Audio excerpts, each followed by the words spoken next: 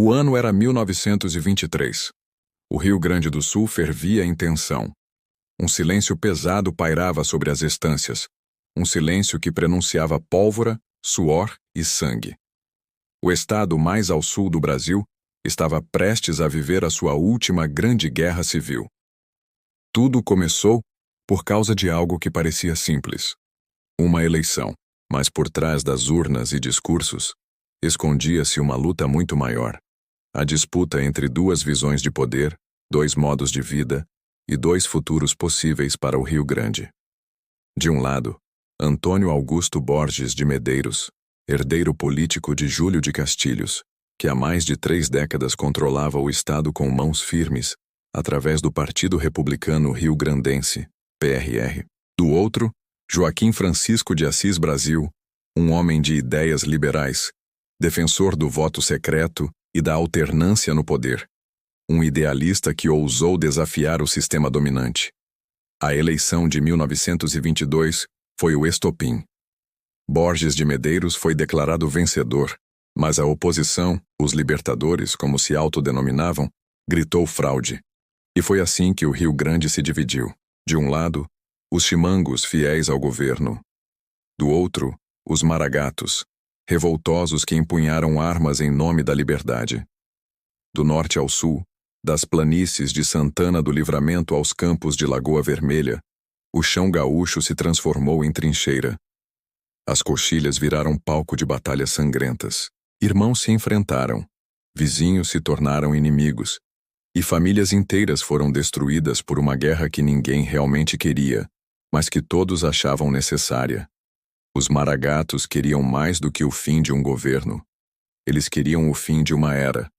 Queriam quebrar o ciclo do poder absoluto onde o povo votava sob pressão, e a vontade do governante valia mais do que a voz das urnas. Queriam um Rio Grande livre, com voto secreto, justiça e democracia verdadeira. Durante meses, as batalhas se espalharam pelo estado. Dom Pedrito, Bagé, Uruguaiana e Passo Fundo tornaram-se nomes gravados com pólvora na memória gaúcha.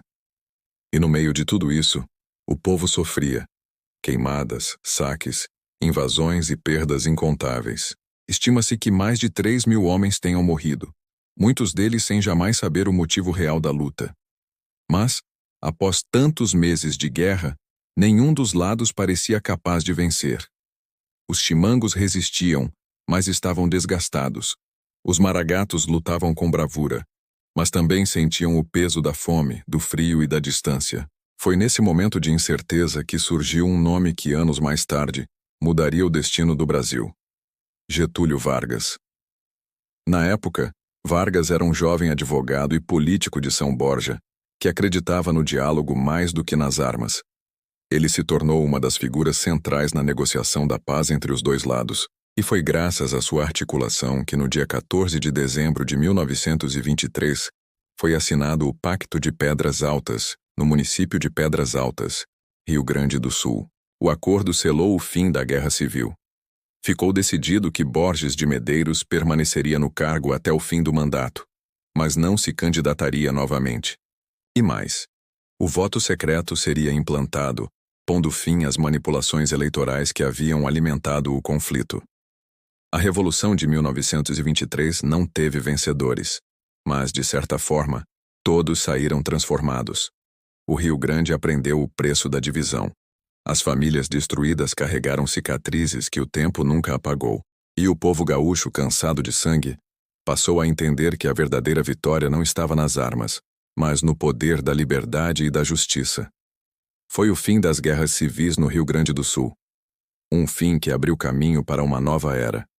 Aquela em que o jovem Getúlio Vargas, forjado nesse mesmo solo de lutas, se tornaria mais tarde presidente do Brasil. Hoje, quando o vento sopra pelas coxilhas, parece ainda carregar o eco distante daquela revolução. Um eco que fala de coragem, de honra e de um povo que nunca se dobra.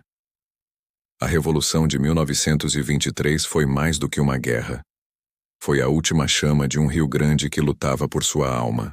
E assim, entre o frio das estâncias e o som distante dos cascos dos cavalos, chegava ao fim a última guerra civil do Rio Grande do Sul, Um conflito que não deixou heróis nem vilões, mas homens e mulheres que acreditaram no impossível.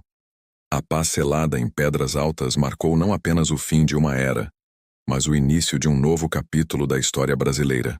E talvez, se você visitar aquelas terras hoje, ainda sinta o peso do passado, o vento cortando, as pedras silenciosas e o sussurro do tempo lembrando que a liberdade sempre custa caro. Aqui, no canal Enigmas do Brasil, nós acreditamos que cada acontecimento histórico guarda segredos, emoções e lições que ainda podem nos tocar. Por isso, se você gosta de histórias reais, misteriosas e emocionantes, já deixe o seu like, inscreva-se no canal e ative o sininho para continuar conosco nesta jornada, pelos mistérios e revoluções que moldaram o nosso país. Porque o Brasil é uma terra de histórias, e cada uma delas é um enigma esperando para ser revelado.